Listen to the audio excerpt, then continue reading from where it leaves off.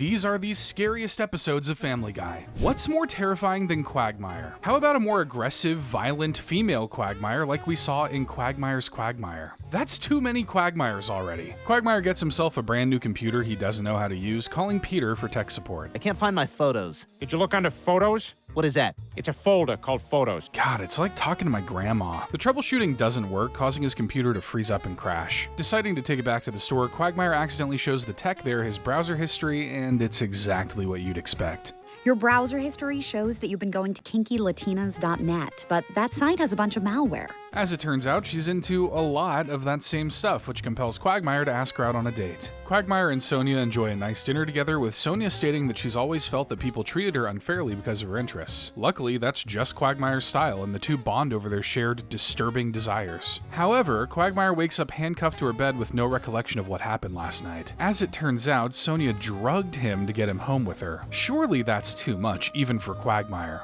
Are you mad? No! I'm in love. That's on me, I should know better. The duo continues to live out their kinkiest fantasies, including getting it on in the school gym in front of Quagmire's principal, creating abstract art with their bodies, and oh hell no. Hi, Glenn. Are you crazy? No! No way! I'm going to pretend this never happened and keep moving. When Quagmire shows up at the bar in some sick new shades, Peter thinks he's being a tool and removes them, revealing two black eyes. Is this another one of those related injuries you keep getting? The guys think she might be going too far, but Quagmire assures them that they're perfectly happy together despite what his note says. Quagmire goes to leave, but Sonia's waiting for him at his car. When he asks that they slow things down, Sonia handcuffs him, beats him up, and throws him in the trunk. Oh, I'm gonna clean out your trunk. Giggity. That's my word! That's my word! I never thought a giggity could sound so menacing. Ida drops by Peter's to ask about Quagmire, having not heard from him in days. They decide to check out his usual hangout spots to see if they can track him down. Wait a second, he hangs out at the Clam with some fat loudmouth. You find Loudy McFadden, you find Quagmire. I won't correct him, his heart is in the right place. After checking all the usual spots, there's still no sign of Quagmire. Thankfully, they get a tip when someone hears them use the name Sonia. Excuse me, did you just say Sonia? Yes, I did. That was my dog's name. Oh. Never mind. I thought he might have been talking about this super kinky woman who's always down here trying to lure men to her slave shed. There we go, second time's the charm. The man tips them off to a unit at the Quahog Storage Center where they manage to hear Quagmire grunting from behind one of the lockers. When they get it open, they find him hanging upside down, begging to be let go. Before they can leave, Sonia shows up and turns Joe's gun on all of them. Oh, I don't think you're gonna shoot me. You don't got the boob. What? I don't know. Luckily, there were no bullets in the gun, which allows Joe to tackle and arrest Sonia. Everything turned out fine, and really, we didn't run into anything too disturbing. My dad's pregnant with my kid. Nope. Moving on. But Quagmire isn't done with the terrors of the real world just yet, as he and the gang get together to kill his sister's abusive boyfriend in Screams of Silence, the story of Brenda Q. Peter and Joe's fishing day is being held up by Quagmire, who has yet to arrive. As it turns out, Quagmire is a bit hung up himself. Holy crap! Oh my god! He must have autoerotically asphyxiated himself! I'm going to hell for that joke, aren't I? They manage to get him to a hospital, but unfortunately he's fallen into a coma. Peter has notified Quagmire's sister Brenda, who arrives with her abusive boyfriend Jeff. Shut up and limp! We're in a handicap spot, you When Brenda starts to sing for Quagmire, he wakes from his coma. I'd hate to get out of a coma and have one of the first things I hear be that guy. Hey! You touching my girl? Relax, Jeff, that's your brother. Yeah, that's how it starts! Quagmire's taken home with Lois and Brenda offering to help him out until he's recovered. This, of course, only triggers Jeff, who belittles and screams at Brenda for every little thing. Quagmire drops by the Griffins to ask for help with Brenda's situation. He hasn't had much luck with her, so he hopes that maybe Lois can talk some sense into her. Lois takes her out for lunch, where it's revealed Jeff gave her a black eye. Oh my god. No, it's really not that bad. It only hurts when I see. Lois tries to get her to see that she's the victim, but Brenda isn't quite ready to accept the truth. The neighbors set up an intervention for Brenda to help her realize what's going on. Not everyone seems to be on the same page, though. I feel like if he likes you, maybe you can change him. Quagmire at least gets in a heartfelt plea to his sister, which does seem to work. Glenn, I am so lucky to have such a wonderful, loving brother like you. The moment is ruined by Jeff showing up, and despite the progress they seem to make, Brenda reveals that not only are she and Jeff engaged, but she's pregnant as well. This is one of those rare times when congratulations are not in order. Quagmire is obviously frustrated with the situation, fearing for the safety of the child once they come. Peter wishes they could handle things like they did years ago, where guys would get together and beat down anyone who hurt their wives. Sounds good to Quagmire. The three of us. We go over there, and we do what's right. We kill a As a cop, Joe can't condone this kind of vigilantism, yet all those concerns go out the window when they actually see Jeff beat Brenda. Let's waste this. The guys swing by Quagmire's to invite Jeff to an impromptu midnight hunting trip, something the psychopath is of course stoked for. Once out in the woods, Jeff overhears Quagmire's plan to kill him, so he holds Quagmire at gunpoint and knocks out Peter and Joe. Jeff makes Quagmire drive deeper into the woods, and before he can execute him, Quagmire challenges him to a fistfight. Suit yourself, man. Just means you're gonna die slower. Quagmire doesn't stand much of a chance, with Jeff quickly beating and seemingly strangling him to death. Yet when Jeff goes to dig a grave, Quagmire climbs into the car and delivers a sick one-liner. I choke myself every day, you bastard. Quagmire floors it and absolutely squashes Jeff between a tree. It's less than he deserved, but he deserved it all the same. But domestic abuse isn't the only scary thing about real life. You can't forget about murderers, and Quahog gets one when Lois's long-lost brother comes to town in the Fat Guy Strangler. Concerned with Peter's health, Lois urges him to go get a physical at the hospital, and although he agrees to go, it's clear he has different plans. Because I'm skipping my physical to go have steaks with the guys, and I don't want Lois to know about it. Nothing to see here, just the family horse going for a walk. When Peter returns home, Peter tries to lie to Lois by saying the doctor said he was in too good of health, which Lois obviously sees through. You didn't go to your physical, did you? I did not. When he finally makes it to the doctor, Peter is struck with the horrible, terrible, totally not obvious results. You are pretty fat. Okay, this is news to me. Peter is obviously not happy about the news and tries to disprove it by hula hooping. Emphasis on tries. No, I guess you couldn't do that if you were fat. His reckless hooping knocks over a family picture of Lois's, but when she goes to pick it up, she notices it's folded to hide a boy. Brian didn't know Lois had a brother, and as it turns out, neither did she. After her father denies having a missing kid, Lois decides to sneak into their home to look at the family records. Good thing old people can sleep through anything, and I mean anything. Awesome! Lois finds out that her brother's name is Patrick and decides to go and meet him. However, when she goes to his address, she doesn't find a house, but an insane asylum. Maybe the rent is cheap? Despite this, Lois is eager to meet her brother. Chris decides to skip the pleasantries and cut right to the chase. Why do you live in a crazy house, Uncle Patrick? Patrick explains he was traumatized as a young child and was sent to the home to be rehabilitated, but figures the family forgot about him. Not seeing anything wrong with him, Lois decides to take him back home with them. However, it becomes clear he's still a little off, evident when Patrick introduces his wife to the family. Marion is my wife. She is sitting right next to me. Lois plays along with his delusion, much to the warning of Brian. But hey, who hasn't made up an imaginary girlfriend before? Not me. She just goes to a different school. You wouldn't know her. Things start to get dicier when Patrick confronts Peter over his forming of a coalition to support fat people, calling overweight people immoral. He tries to explain this stems from the trauma he suffered as a kid, but Peter ends up triggering him by dressing up as the guy from his memory. Pow, right in the kisser. Clearly that wasn't the right move, as the next day the news reports on the murder of a local fat man, with a suspect sketch looking eerily familiar. To escape the Fat Guy Strangler, Peter lets his coalition members stay in his house, unaware that he's living under the same roof, but Brian blows his cover. Peter, you gotta get these guys out of here. Patrick is the murderer. The group gives chase, leading Patrick into the woods. They split up to find him, but he seems to be gone without a trace. Well, nothing left to do but finish this sentence uninterrupted. Lois and Brian manage to arrive in the nick of time, threatening Patrick's made-up wife to get him to let Peter go. Patrick apologizes for what he did, never wanting to hurt Lois. He decides to go back to the mental hospital, but not before Peter can scare him one last time. Pow, right in the kisser. Stop screaming, you can't hear me. Pow, right in the kisser. Let's escape the real world for something more fictional, as Family Guy pays tribute to one of the greatest horror films of all time in one section of the episode, Oscar's Guy. Peter decides to honor past Oscar-winning films by recreating them in this episode, with the ones they choose to do being determined by the spin of a wheel.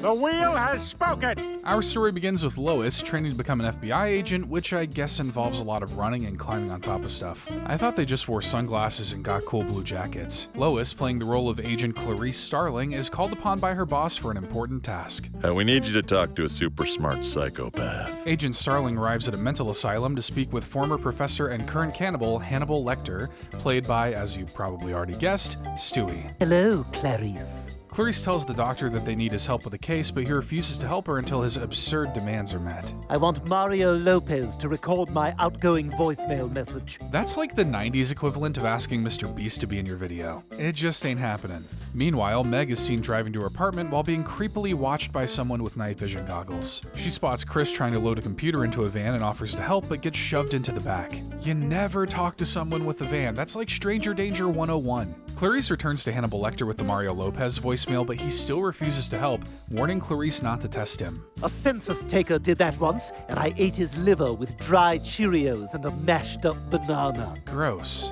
But now I'm also kinda hungry. Elsewhere, Chris is keeping her in a hole in his basement, forcing her to put on cheap drugstore lotion. That sick freak. Hannibal Lecter is moved to a new cell, and Clarice pleads with him to give her information on the killer who took Meg. Thankfully, he gives her his name, appearance, and exact location of where he lives. I'll have to really lean on my budding criminology skills to decipher these obscure breadcrumbs. Sure, you do that, I guess. Yet when Lecter is left with the police, he manages to escape his holding by wearing the skin of one of the guards. Looks so natural. Clarice finds the house she's looking for and strikes up a conversation with Chris about the missing girl. Is she that great big, huge, plump, very large, Rubenesque fat girl who went missing? Meg cries out against all those adjectives from the basement, causing Clarice to chase Chris down there. She can't see a thing in the dark, but Chris stalks her with his goggles. Yet he screws things up for himself when he switches from night vision mode to night club mode. You, me, you. Clarice is honored and made an official agent for apprehending the serial killer. She receives a call from Lecter letting her know he's escaped and has some important dinner plans. I'm having an old friend for dinner. You're gonna eat a friend?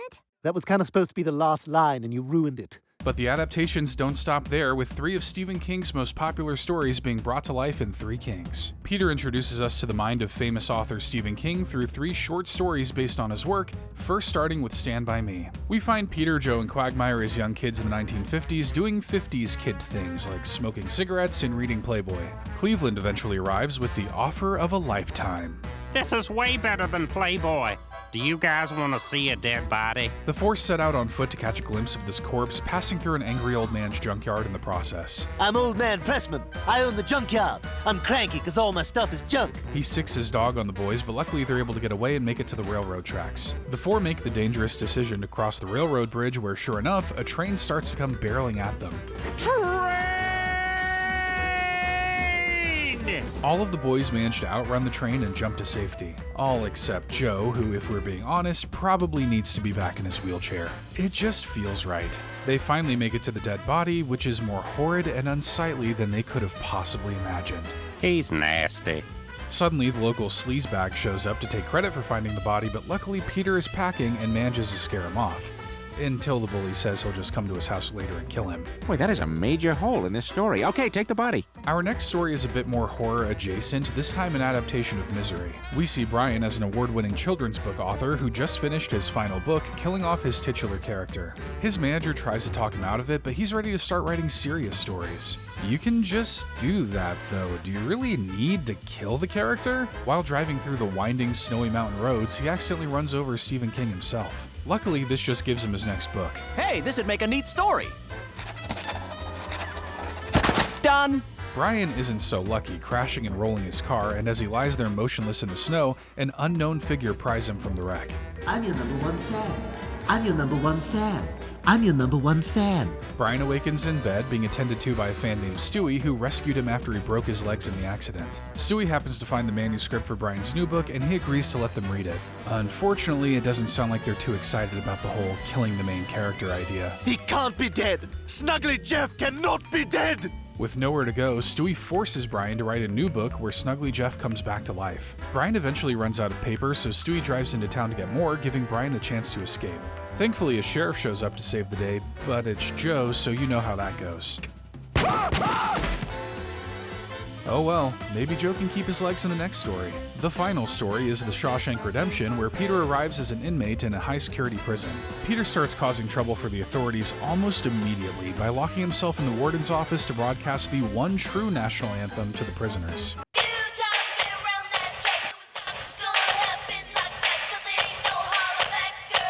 After being locked up for months, Peter plans to escape that very night and asks Cleveland to retrieve something for him under a rock hidden by a tree. Super specific directions, thanks man.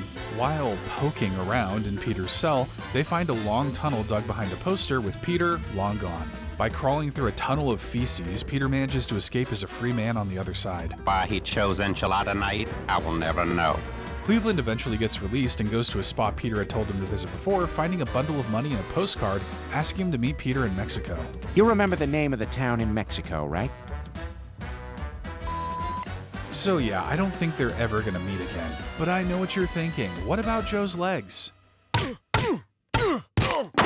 My legs! 3 for 3, baby. How about one more adaptation? This time, Stewie and Brian must face a Terminator designed to kill them in PeTerminator. Behind the clam, a naked Peter suddenly teleports from out of nowhere. Thank God for the black bar. This Peter gets his hand on a shotgun and some conveniently discarded clothes from the real Peter. Now all he needs is a ride, but the giant chicken isn't going to give it up without one of their classic fights. Aw, never mind. Back at home, Stewie grows angry with Lois feeding him broccoli, so he begins designing a Peter-like robot to destroy her. Still far from being ready, he tosses his designs out the car window, not knowing that his robot has been made and has come back to the present. The robot shows up at the house and Stewie immediately starts to piece it together. My future self must have built it and sent it back in time to help me kill Lois. Yet when the Terminator comes into the house, he tries to kill Stewie instead. Brian and Stewie flee upstairs, theorizing that an enemy of Stewie's must have stolen the robot and sent it back in time to kill him as a baby. Thankfully, this baby stays strapped as he and Brian grab a few guns and peel out on his big wheel. Hey, Peter, check it out, my new electric wheelchair. The Terminator chases the two in a channel beneath the bridge, coming very close to killing them but wipes out in a puddle. Huh, so robots can fart. You learn something new every day. Stewie and Brian ride off, but their troubles are far from over. Da-da-da-da-da. Da-da-da-da-da. Da-da-da-da-da. Da-da-da-da-da. Da-da-da-da-da. Da-da-da-da-da. The two hide out at a motel, unable to go home. The Terminator eventually finds and confronts them in the parking lot, but when Brian jumps in front of Stewie to save him, the robot backs down and makes a shocking revelation. You are Brian Griffin. You programmed me to kill your enemy, Stuart Griffin. What a twist! Stewie discovers the Terminator is from the year 2060, so the two have to go back in time to find out what happened to their friendship. That's not your normal time pad. Where'd you get that? I borrowed it from Rick and Morty. They borrowed plenty from us. Got him! The duo travel into the future, where they find the world to be a ruined wasteland with Stewie and Brian robots fighting one another. They both manage to stumble across their future selves, with Stewie asking what Brian did to cause this war. He ruined what could have been a perfect Instagram post with a sarcastic comment. Ugh, I hate that. Millions dead over that? It's a good thing influencers aren't leading the world. For now. The two Brians end up getting spotted by Stewie's resistance, but Stewie manages to travel back with Brian at the last second. To avoid this future, the two hit the road, and thankfully, being stuck in a car with someone for hours couldn't possibly make you hate them. Do you really think sunflower seeds is the best choice of snack while we're trying not to hate each other? They don't get very far, getting pulled over by a patrol officer who looks suspiciously like Lois. Turns out it's another Terminator sent back in time by Stewie to kill Brian, with more metal androids arriving not long after. Brian and Stewie drive off, but are brought to a stop again because they can't stop fighting. You go to hell! Stewie realizes that this is the moment that creates their terrible future, and to stop it, they must prove their love to the world in the only way best friends can. Brian, we have to kiss. Oh, come on, Stewie. With this true act of love, the Terminators disappear from existence. Nothing wrong with giving the homies a little lip love to save the world, right? But let's pivot to something a little more Halloween-y, like the time when Peter creates a hologram of himself that turns evil in Happy Holo-ween. The Spooner Street neighbors decide to enjoy a night at a Halloween carnival, the home to horrifying experiences like the House of Unskippable podcast ads. I'm hitting skip ahead, but it's not doing anything. This seems like a good time to tell you about today's sponsor, Raid Shadow Legends. Just kidding. The guys end up visiting a haunted house containing a hallway of holograms which feature famous figures through history like you've never seen them before. Blue and glitchy. Wow, these holograms are the most amazing thing I've ever seen. And I've seen, like, a really big horse. Peter actually manages to stumble across the mad scientist who built all the holograms, who reveals that they're capable of interacting with the physical world and can be made to perform menial tasks. Seeing this as a great way to avoid his family, Peter trades his clothes for the scientist's device. For a show named Family Guy, Peter sure does seem to hate the family part. Back at the house, Peter manages to create a near-perfect hologram of himself that he can use to do all the chores he doesn't want to do. I thought that's why people have kids. When Peter finally manages to stumble home, he sees the hologram really winning the family over, which is great for him. What isn't great is the fact that that means the hologram gets to kiss Lois. No one kisses my wife except begrudgingly me. Peter confronts the hologram outside, expressing second thoughts about avoiding his family so much. The hologram doesn't entirely seem like it wants to stop, but Peter's the boss, so they go into the basement to sort everything out. But just as Peter realizes the hologram machine is gone, he gets knocked out by his doppelganger and sent tumbling down the stairs. What happened? I knocked you out and tied you up. Why? Because they're my family now. The hologram argues that he loves Peter's family more than he ever did, planning to get rid of him so he can have them all to himself. Of course, the good Peter is evil. We can never have nice things, can we? As she gets ready for bed, Lois begins to clue into the fact that the man in her bed may not be her husband. Well, we had meatloaf tonight, so I guess I'm in for a Dutch oven. What's a Dutch oven? Not knowing fart slang and flossing his teeth? Who are you? Lois loads the family into the car to escape, but it's too late. Going somewhere, family?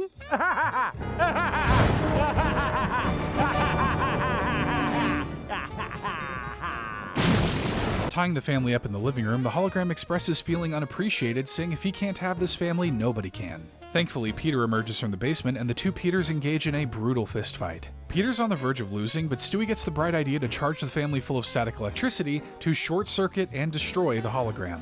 I love you guys, and from now on, I'll try to be half as good as hologram me was. Half? Not as good or better? I guess beggars can't be choosers. But that's not the only episode to take place on Halloween. There's also the time when Stewie and Brian plotted a Halloween revenge and Peter starts a prank war in Halloween on Spooner Street. Peter explains that every year either he, Joe, or Quagmire is the target of pranks from the other two, and this year Quagmire is it. This obviously terrifies Quagmire, who tries to lay low this season, though he's not so lucky.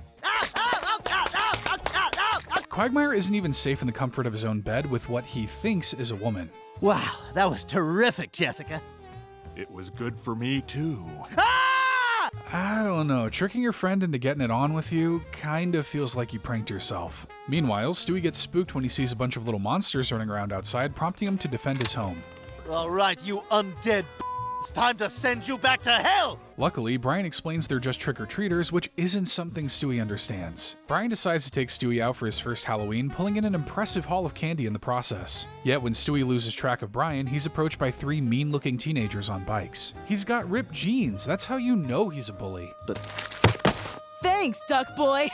I think there's a saying about candy and babies, but I just can't think of it. Stewie manages to find Brian and insists they track down the teens who stole his candy. Back at the house, Quagmire's torment is over for the night and he can finally relax. Peter then learns of Quagmire's Japanese grandfather, who was a kamikaze fighter in World War II. Kamikaze doesn't seem to be a word in Peter's wheelhouse. Wow, how come I never met him?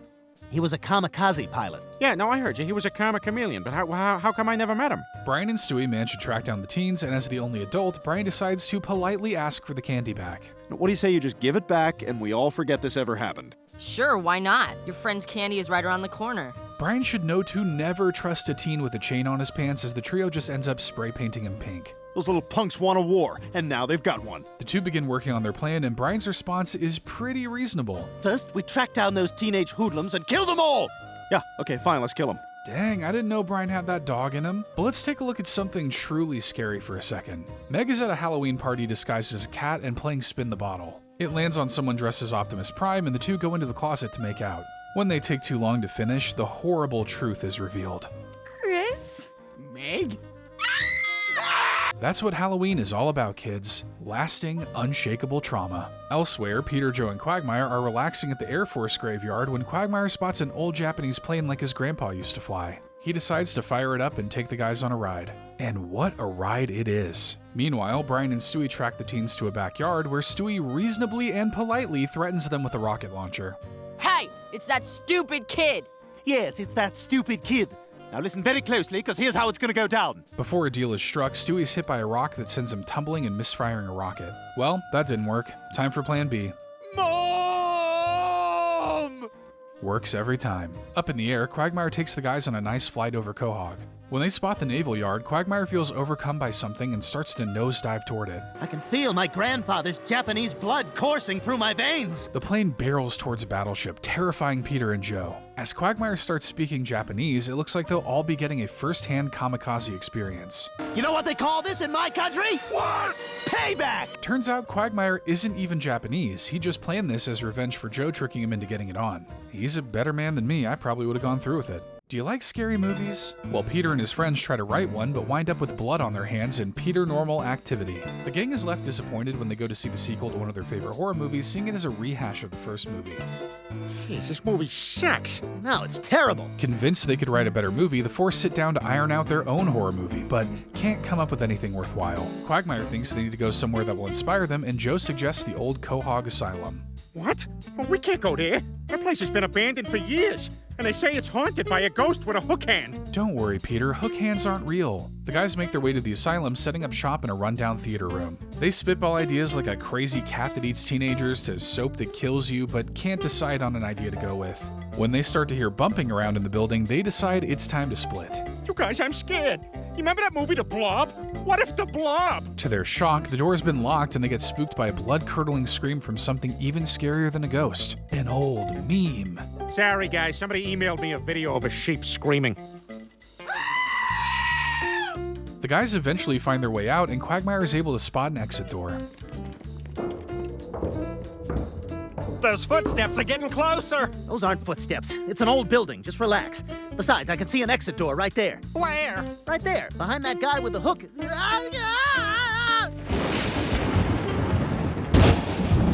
Booking it in the other direction, the group finally make it outside and back to the car, but the hooked man is right behind them. Realizing they have the numbers advantage, they decide to gang up on the ghost and beat the crap out of him. Only he's not a ghost, he's a man, and a veteran at that. I've been trying to help you.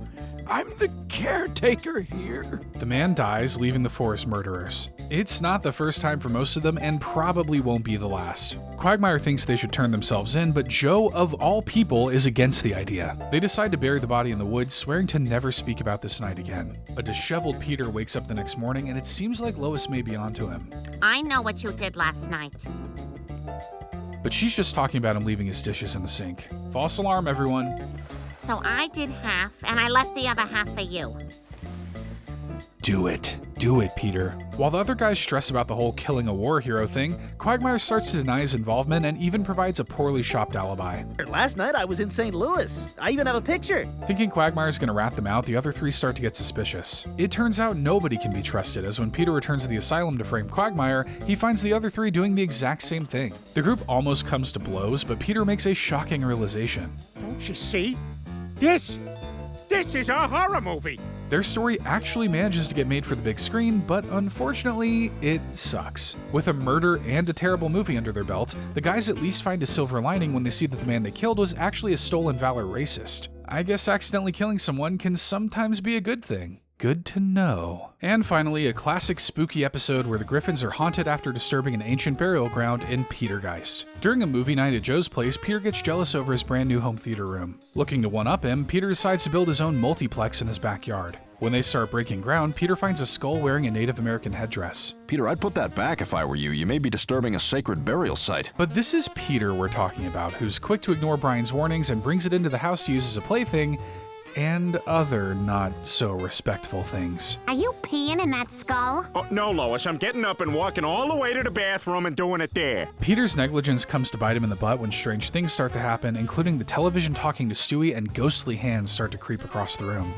They're here. If your baby ever says that, you run immediately. Brian begins to suspect that the house may have a ghost problem, but Lois disagrees despite weird things continuing to happen. Oh, I must have accidentally stacked all those things upside down and then just forgot about it. Yeah, I've been there too. When night falls, things just get spookier as a portal opens up in Stewie's closet, sucking him into who knows where. Not only that, but Peter finds his entire face falling off and Chris is attacked by a monstrous tree. Lois looks everywhere for Stewie but can't find him anywhere in the house. Stewie? Where are you? Look behind you, you stupid cop! With Stewie stuck in the TV, the Griffins hire a spiritual medium to attempt to contact the other side. Hey, how y'all ghosts doing? Y'all got a little friend of ours named Stuart up there. The medium is able to deduce that Stewie was pulled into the ghost world, and the only way out is... how do I put this? Meg! Yep, that. The family stays up all night waiting for Stewie to find his way out, but it never happens. Fed up with waiting, Lois volunteers to enter the ghost world to bring him home herself. Tied to a rope, Lois enters the ghost realm and actually manages to escape with Stewie. Unfortunately, they aren't the only ones to escape, as multiple ghosts begin to pour out of Meg, causing the family to flee and accidentally leaving Meg behind. Oh, yeah, right, like I'm going back for Meg. Peter! Lois, damn it, we both agreed, remember? If we can only save 2, we leave Meg. What a big, happy family they've got here. With Meg now in tow, the Griffins leave the remains behind and drive off as their house disappears into thin air. The family goes to Quagmire to find housing, but he's a tad preoccupied at the moment with whatever is going on back there. So, as you can see, my family's here, and it's game night. We're playing... The family decides to consult a book on the occult, learning that the only way to get rid of the ghosts is to return the remains back to where they came from. They go to the dump to try to find the missing skull, but an attendant informs them that the skull was taken by a prop comedian named Carrot Top. If you don't remember who that is, don't worry, no one does. Arriving at Carrot Top's mansion, Peter tries to take the skull from him, but he won't give it up easily. He chases the comedian through hidden rooms and halls of mirrors before sneaking up behind him and grabbing the skull. No hard feelings though, as Peter seems to be a big fan. You are so f***ing funny! You are so... God damn you for being so funny! With the skull reburied in its original resting place, the Griffin house returns, and Peter almost immediately tries to ruin it.